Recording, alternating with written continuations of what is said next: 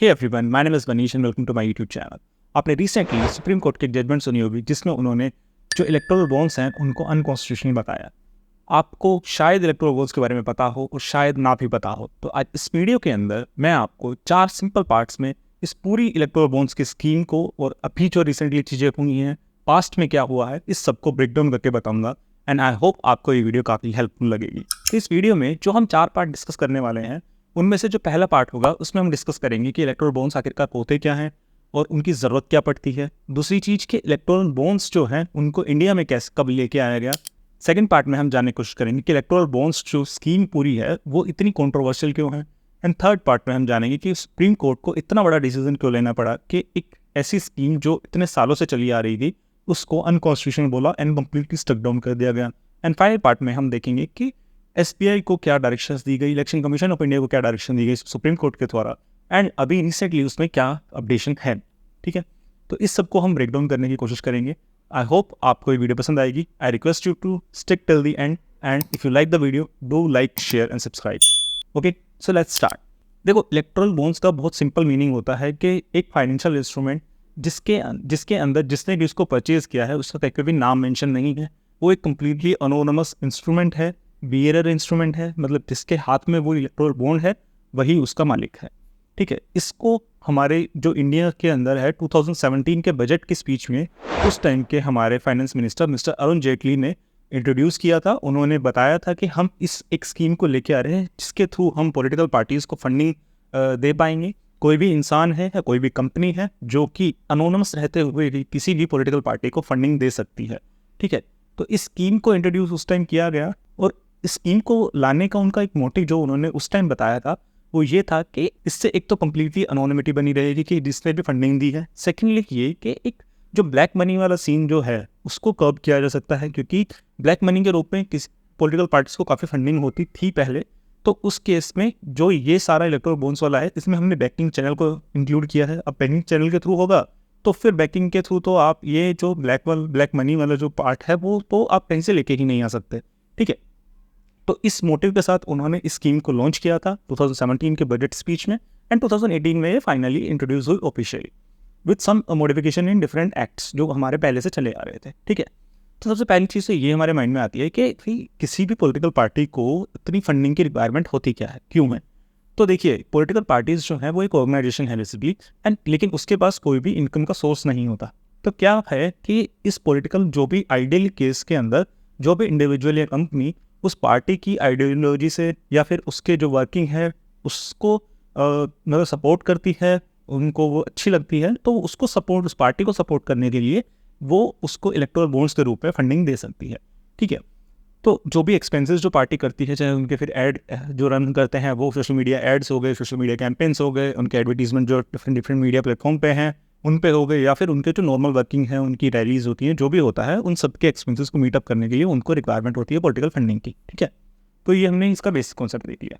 अब जो स्कीम जब लॉन्च हुई थी तो उसमें क्या क्या चीज़ें थी और किस तरह से मैं एक इलेक्टोरल बॉन्ड्स को परचेज कर सकता था। तो इसके लिए इलेक्शन कमीशन ऑफ इंडिया ने पहले ही क्लियर कर दिया था कि सभी पार्टीज़ को इलेक्टोरल बॉन्ड्स लेना अलाउड नहीं है, क्योंकि ऐसे तो अगर मुझे लेना होता, मतलब ऐसे जस्ट मतलब इलेक्टोरल बॉन्ड्स को मुझे खरीदना है, अपने पास लेना है, तो मैं अपनी एक पॉलिटिकल पार्टी को बनाता और आज ही मैं किसी के थ्रू वो पैसा ले लेता, तो ब्लैक मनी वाइट मनी में कन्वर्ट हो जाता। ठीक है, लेकिन इलेक्शन कमीशन ऑफ इंडिया हमारी गवर्नमेंट ने उस टाइम सोच रखा था पहले कि ऐसा हो सकता है, इसलिए उन्होंने पहले ही क्लियर किया कोई भी ऐसी पार्टी जो section 29A of representation of people act के अंडर रजिस्टर्ड हो, साथ में जो भी लेटेस्ट इलेक्शंस हुए हैं, चाहे वो लोकसभा हुआ हो या फिर स्टेट असेंबली वाले इलेक्शंस हुए हों, उनमें उनने at least 1% of the vote share को हासिल किया है, वही पार्टी एलिजिबल होगी इलेक्टोरल बॉन्ड्स लेने के लिए। ठीक है, तो इसमें बहुत सारी पार्टीज आ गई थी, कुछ छोटी मोटी पार्टीज जो नहीं थी, but most of the parties इसमें आ गई थी। अब सेकंड बात ये थी कि उन पार्टीज को एसबीआई के पास एसबीआई की 29 ब्रांचेस को डेजिग्नेट किया गया कि आप इन्हीं के through all over the India में कहीं पे भी हो, आप इन्हीं ब्रांचेस के थ्रू इलेक्टोरल बॉन्ड्स को परचेज कर सकते हैं। इलेक्टोरल बॉन्ड्स को 5 डिनोमिनेशन में रिलीज किया गया, 1000, 10,000, 1 लाख, 10 लाख एंड 1 करोड़ रुपीज़। अब इन 5 डिनोमिनेशन के मल्टीपल्स में ही आप ले सकते हो, लेकिन आपके ऊपर कोई भी कैप नहीं थी कि आप इतने ही अमाउंट के इलेक्टोरल बॉन्ड्स ले सकते हो। आपका जितना मन करे आप उतने अमाउंट के इलेक्टोरल बॉन्ड्स खरीद सकते हो। बेसिकली आपको क्या करना है, आपको एसबीआई की ब्रांच में जाना है, वहाँ पे अपने KYC डॉक्यूमेंट्स देने हैं, लाइक आधार कार्ड, पैन कार्ड। SBI उनको वेरीफाई करेगी एंड अगर सब कुछ ठीक लगता है तो SBI आपको अलाउ करेगी, आप इलेक्ट्रो बॉन्ड्स खरीद सकते हैं। उन्हें डिनोमिनेशन बताएंगे कि इतनी डिनोमिनेशन की मुझे चाहिए, SBI आपको एक इलेक्ट्रो बॉन्ड्स का पेपर दे देगी बना के। अब आपको क्या करना है, आपको जो भी पसंदीदा आपकी पॉलिटिकल पार्टी है, आप उसके पास जाइए, वो बॉन्ड दीजिए and with in 15 days of the purchase of the bond वो पार्टी उसको इनकैश करवा लेगी अपने करंट अकाउंट में जो उन्होंने SBI के साथ ओपन किया है। अब एक पॉलिटिकल पार्टी एक ही अपना करंट अकाउंट ओपन करवा सकती है किस इलेक्ट्रो बॉन्ड्स लेने के लिए, ठीक है। तो वो जितना भी इलेक्ट्रो बॉन्ड्स होगा सब जाएगा एक ही अकाउंट के अंदर। अब इसमें एक सबसे बड़ी चीज़ थी, जो इलेक्ट्रो बॉन्ड्स है, जो बॉन्ड का जो पेपर देते हैं SBI वाले, उसमें only the purchase date of the bond, उसमें डिनोमिनेशन उस बॉन्ड की, उसमें अमाउंट उस बॉन्ड की, बस यही मेंशन होता है। इसके अलावा जिसने भी उसे खरीदा है उसकी कोई भी डिटेल उस पूरे पेपर के ऊपर मेंशन नहीं होती। तो ये एक बियरर इंस्ट्रूमेंट हो गया कि जिसके हाथ में वो उसका मालिक, ठीक है। अब बात करते हैं कि देखने में तो ये जो प्रोसेस था SBI के पास और अकाउंट में जाने का बहुत ही ज़्यादा लेजिट एंड जेन्युइन लगता है, ठीक है।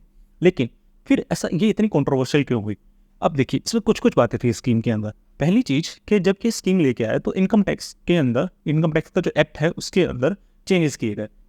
एक तो सबसे बड़ा चेंज ये था कि कोई भी इंडिविजुअल उसको खरीदता है उसके ऊपर कोई भी कैप नहीं है कि आप कितनी भी अमाउंट का इलेक्ट्रो बॉन्ड खरीद सकते हैं। सेकेंडली उसमें ये बोला गया कि जो भी अमाउंट आप खरीद रहे हैं, लाइक मान लो आपने 1 करोड़ रुपीज़ का खरीदा एंड किसी भी पॉलिटिकल पार्टी ने वो 1 करोड़ रुपीज़ इनकैश करवाए, वो सारा का सारा पैसा टैक्स फ्री होता है। तो जो बड़ी कंपनीज है उनके पास एक ये चांस हो गया कि वो अपना प्रॉफिट कम दिखाकर इलेक्ट्रो बॉन्ड्स के रूप में पैसा दे दें, ना प्रॉफिट कम दिखाएं एंड टैक्स से बच पाए। एक तो ये इसमें चीज़ थी जो कॉन्ट्रोवर्शियल थी। सेकेंड, जब जो हमारा कंपनीज एक्ट था उसके अंदर भी अमेंडमेंट किया गया कि पहले जब इलेक्ट्रो बॉन्ड्स की स्कीम नहीं आई थी उससे पहले जो कंपनीज थी उनके पास उनके ऊपर ये कैप थी कि 7.5% ऑफ द नेट प्रॉफिट जो होगा उस कंपनी का वही वो डोनेट कर सकती है मैक्स टू मैक्स। लाइक अगर कोई कंपनी है जो 100 करोड़ का नेट प्रॉफिट कर दिया है, वो मैक्स टू मैक्स 7.5 करोड़ का ही जो है वो डोनेशन कर सकती है, कंट्रीब्यूट कर सकती है किसी पॉलिटिकल पार्टी को। लेकिन जब ये एक्ट आई, जब ये स्कीम आई, उसके बाद हमारे कंपनीज एक्ट में भी अमेंडमेंट किया गया और जो ये 7.5% वाली कैप थी उसको हटा दिया गया और बोला गया कि आपका मन करे आप उतना ज़्यादा डोनेट करिए, उतना ज़्यादा उतना कम आपकी मर्जी है, हम उस पर कोई रिस्ट्रिक्शंस नहीं लगा रहे हैं। और इसके पीछे ये बोला गया कि ये तो लोगों की श्रद्धा है कि जितना भी पैसा वो देना चाहे अपनी मर्जी से, हम उस पर कोई कैप नहीं लगा सकते, ठीक है। लेकिन इसमें कुछ चीज़ें ये थी कि पहले 7.5% आपका नेट प्रॉफिट था। एक तो ये चीज़ कि कंपनीज जो है, बड़ी कंपनीज हैं, उनमें शेयर होल्डर्स होते हैं, छोटे छोटे लोगों ने शेयर्स खरीदे हुए होते हैं। तो कंपनी अगर सारा का सारा पैसा ही डोनेट कर देगी तो उनका प्रॉफिट कैसे होगा, कंपनी आगे कैसे बढ़ेगी, ये सब चीज़ें भी देखनी है और उन शेयर होल्डर्स का पैसा भी कहाँ जाएगा, उसके ऊपर कुछ चेक्स एंड बैलेंसेस नहीं थे। दूसरी चीज़ ये कि लॉस मेकिंग कंपनी भी अब पूरा का पूरा पैसा दे सकती है, तो इससे शेल कंपनीज बन सकती हैं, छोटी मोटी कंपनीज बनाकर उनसे अपना जो प्रॉफिट है वो रूट करवा के पैसा उनको दे सकती हैं। तो ये वाली बात भी मार्केट में आई और ये बहुत ही कॉन्ट्रोवर्शियल चीज़ें थी इन एक्ट्स में अमेंडमेंट करना, ठीक है। अब बात करते हैं कि सुप्रीम कोर्ट तक ये बात कैसे पहुंची। तो 3 ऐसी ऑर्गेनाइजेशंस, पहली जो एसोसिएशन ऑन डेमोक्रेटिक रिफॉर्म्स जो 2019 से ही इस सब चीज़ के पीछे लगी हुई है। सेकंड, एक NGO जो कि कॉमन कॉज के नाम से जानी जाती है। एंड थर्ड, जो CPIM एक पॉलिटिकल पार्टी है। इन तीनों ने सुप्रीम कोर्ट के अंदर पिटिशंस फाइल की कि जो ये स्कीम है ये स्कीम अनकॉन्स्टिट्यूशनल है और इससे हमारे फंडामेंटल राइट जो आर्टिकल 19(1)(a) के अंदर हमें दिया गया है freedom of speech and expression का, उसको वायलेट कर रही है। अब नॉर्मल पीपल के माइंड में ये आएगा कि फंडामेंटल राइट और इलेक्टोरल बॉन्ड्स का आपस में क्या कनेक्शन है, कैसे ये हमारे उसको वायलेट कर रही है। तो जो एसोसिएशन ऑफ डेमोक्रेटिक रिफॉर्म के एडवोकेट उनको रिप्रेजेंट कर रहे थे मिस्टर प्रशांत भूषण, उन्होंने इसके बारे में बताते हुए ये बोला कि जब किसी इंसान के पास किसी पर्टिकुलर चीज़ के बारे में डेटा ही नहीं होगा, कोई भी इंफॉर्मेशन ही नहीं होगी, तो कोई भी इंसान अपने जो भी डिसीजन है, जो भी मेन डिसीजन है, वो कैसे लेगा, ठीक है। मतलब उनका कहना ये था कि इस पूरी स्कीम के अकॉर्डिंग किसी भी जो भी इंसान वो खरीद रहा है, किसी पॉलिटिकल पार्टी को कितना फंड दे रहा है, उसके बारे में हमें कोई जानकारी नहीं हो सकती, ठीक है। तो अब हमें पता नहीं है कि किसी पॉलिटिकल पार्टी को कितना पैसा मिला है, किस इंडिविजुअल से मिला है, किस रीज़न से मिला है, और उसके बिहाफ पे क्या किसी पॉलिटिकल पार्टी ने कुछ ऐसे अनड्यू एडवांटेजेस दिए हैं उस इंडिविजुअल को या फिर उस कंपनी को। तो ये सब चीज़ें हमें पता नहीं है। अब अगर ये चीज़ें नहीं पता तो हमारे अंदर ये एक रह जाएगा ना कि हम उस पार्टी के बारे में जजमेंट कैसे बनाएं, अपना बिलीफ कैसे बनाएं और उसके बेस पे हम उसको वोट दें या ना दें। तो इस सब को रिलेट करके ये चीज़ें बोली गई कि हमारे पास जब डेटा ही नहीं है, हम उस पार्टी के बारे में कुछ कह नहीं सकते, उसके बारे में कुछ एक्सप्रेस नहीं कर सकते, तो ये कंप्लीटली हमारे जो फंडामेंटल राइट है freedom of expression and speech का, उसका वायलेशन हो गया। तो विच इज सीम लेजिट अगर देखा जाए तो, जब हमारे पास डेटा ही नहीं होगा, किसी चीज़ के बारे में पता ही नहीं होगा, तो हम कैसे बोलेंगे उसके बारे में। सेकेंडली, सुप्रीम कोर्ट ने भी इसमें एक चीज़ को नोटिस किया कि जो इंडिविजुअल है वो जितना पैसा दे रहा है और जो कंपनीज पैसा दे रही हैं वो दोनों कंपेरेबल नहीं हैं। कोई इंडिविजुअल मुश्किल से 1000 10,000 इतने ही अमाउंट का देगा, थाउजेंड्स में, मैक्स टू मैक्स लैक्स में पैसा देगा किसी पॉलिटिकल पार्टी को कंट्रीब्यूट करेगा तो। लेकिन कोई कंपनी है वो करोड़्स में करती है। तो यहाँ पे उन्होंने एक टर्म यूज़ की, क्विड प्रो को। दैट मीन्स कि एक हाथ से देना और एक हाथ से लेना। दैट मीन्स कि जो कंपनी है वो इतना अगर पैसा दे रही है तो शायद उसके पीछे कुछ ऐसी चीज़ें हों कि वो इन्फ्लुएंस करना चाह रही है, जो भी हमारी गवर्नमेंट कुछ ऐसा, जो भी पार्टी पावर में है वो कुछ ऐसी स्कीम्स बना रही है जो might be influence by that particular company जिसने वो डोनेशन दिया है, या फिर कुछ उनको ऐसे एडवांटेजेस दिए जा रहे हैं उस कंपनी को जो कि नॉर्मल पीपल को नहीं मिल रहे। तो ये चीज़ भी गलत हो सकती है, मतलब इस पर भी एक क्वेश्चन मार्क था। एंड थर्ड, सबसे इम्पोर्टेंटली सुप्रीम कोर्ट ने ये बात बोली कि आप बोल रहे हैं कि आपने पूरी की पूरी अनोनिमिटी रखी है। अभी आपके एक मोटिव था ना कि कोई भी इंसान कितना भी देगा हम उसका नाम बाहर नहीं लेके आएंगे और उसको कम्प्लीटली अनोनिमस रखेंगे कि किसी पॉलिटिकल पार्टी को कितना पैसा दे रहा है। लेकिन जो आपने एसबीआई को ऑथराइज किया, एसबीआई यूनियन गवर्नमेंट के अंडर आती है। कल को अगर मिनिस्ट्री ऑफ फाइनेंस उनसे कोई डेटा पूछती है तो क्या आपको लगता है कि एसबीआई उसको मना कर पाएगी?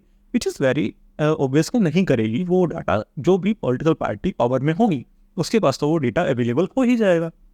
तो ये तो एक सिलेक्टिव अनोनिमिटी वाली बात हो गई ना, कि आपको जो पावर में है उसके पास सारा डेटा है, जो अपोजिशन में है या फिर जो नॉर्मल इंडिविजुअल है उसके पास कोई डेटा नहीं है। तो ऐसे केस में इस इंफॉर्मेशन को नेगेटिवली यूज़ किया जा सकता है, उस पर्टिकुलर इंडिविजुअल या उस कंपनी के अगेंस्ट में यूज़ किया जा सकता है जिसने जो पावर में पार्टी है उसको नहीं दिया हो फंडिंग और दूसरी पार्टी उसको फंड किया हो। तो ये भी एक जो पॉइंट था जो सुप्रीम कोर्ट ने बाहर निकाला था इसमें। And based on these things supreme court of India ने फाइनल वर्डिक्ट दिया हमारा 15 फरवरी 2024 को।